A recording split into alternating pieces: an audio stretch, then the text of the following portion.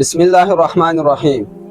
د عید الاضحی د لمانځه طریقه، یعنی د لوی اختر د لمانځه طریقه. د لوی اختر د لمانځه څه طریقه ده؟ ګورئ محترمینو، د لوی اختر لمونځ دا 2 رکعاته دی. دا داسې ادا کیږي لکه څنګه چې 2 رکعاته په جمع سره د امام سره ادا کوي. فرق پشکې دا دی چې په دې کې شپږ تکبیرونه چې کوم دي دا اضافه دي، چې 3 تکبیرونه په دې اول رکعت کې ویل کیږي او 3 تکبیرونه په دې دویم رکعت کې ویل کیږي. نو طریقه د دې دا د ګوري محترمینو چې کله امام صف ودروي نو اول به امام تکبیر تحریمه وایي، یعنی اول تکبیر به وایي. تاسو به هم ورسره ووایستئ، لاسونه به غوږو ته پورته کړئ او د نامه لاندې به یې ونیسئ. د هغه نه بعد د اول رکعت چې کوم دی امام به ثنا وایي، یعنی سبحانک اللهم به وایي. تاسو به هم ځان سره وایستئ. د هغه نه بعد دا 3 تکبیرونه ویل کیږي. 3 تکبیرونه څنګه ویل کیږي؟ اول تکبیر به امام وایي، لاسونه به غوږو ته پورته کړي، تاسو یې هم پورته کړئ، بیا لاندې دغسې ځوړن کړئ. دویم تکبیر لاسونه غوږو ته پورته کړئ، بیا یې لاندې ځوړن کړئ. دریم تکبیر لاسونه غوږو ته پورته کړئ، بیا د نامه لاندې ونیسئ. بیا به د هغه نه بعد امام قرات کوي، قرات نه بعد بیا به رکوع کوي، بیا به سجده کوي. دغسې به 1 رکعت مکمل سي، لکه څنګه چې په نور المنځو کې مکمل کیږي.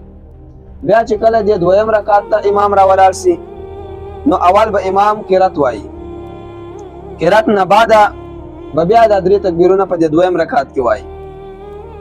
دې کې به هم یو تکبیر به وایي، لاسونه غوږو ته پورته کوي او لاندې ځوړن کوي.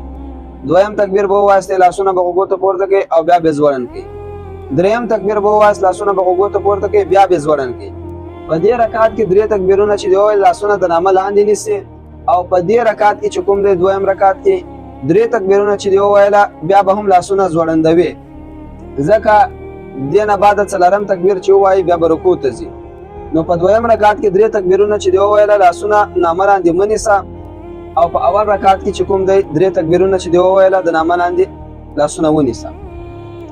نو دا دویم رکعت 3 تکبیرونه چې پوره سوه، لاسونه دغسې ځوړن که. 4م تکبیر چې کله ووایي امام، بیا به رکوع ته ځي. د هغه نه بعد بیا به سجده کوي او دغسې به باقي لمونځ پوره کوي. دغه د اختر د لمانځه طریقه وه. د 2 رکعته واجب لمونځ دی د اختر. نیت د دې لمانځه داسې دی، نیت کوم د زړه د اخلاصه لمونځ کومه 2 رکعته واجب د لوی اختر سره د واړه تکبیرو. اقتدا مې کړې په دې حاضر امام پسې، خاص خدای ستا د رضا لپاره ولاړ یم د کعبې شریف په لوري. الله اکبر. دغه د دې نیت دی او دغه باقي طریقه وه. یو وار بیا مختصر درته تکرار کوم چې دا تکبیرونه کې غلط نه سي. 3 تکبیرونه په اول رکعت کې ویل کېږي او 3 تکبیرونه په دویم رکعت کې. د سبحان نه بعد به د 3 تکبیرونه ووایه، لاسونه په غوږو ته پورته کړي او لاندې به ځوړند کړي. بیا به لاسونه غوږو ته پورته کړي او بیا به ځوړند کړي. دریم وار به لاسونه غوږو ته پورته کړي او د نامه لاندې به بیا ونیسي. دویم رکعت کې چې امام را ولاړ سو نو اول به قرات ووایي، قرات نه بعد به بیا د 3 تکبیرونه په دویم رکعت کې وایي. یو تکبیر به ووایي، لاسونه به غوږو ته پورته کړي او لاندې به ځوړند کړي. دویم تکبیر به ووایي، لاسونه به غوږو ته پورته کړي او لاندې به ځوړند کړي. دریم تکبیر به ووایي، لاسونه به غوږو ته پورته کړي او بیا به ځوړند کړي. دې کې به 3 تکبیرونه چې پوره سوه، لاسونه به نامه لاندې نه نیسي.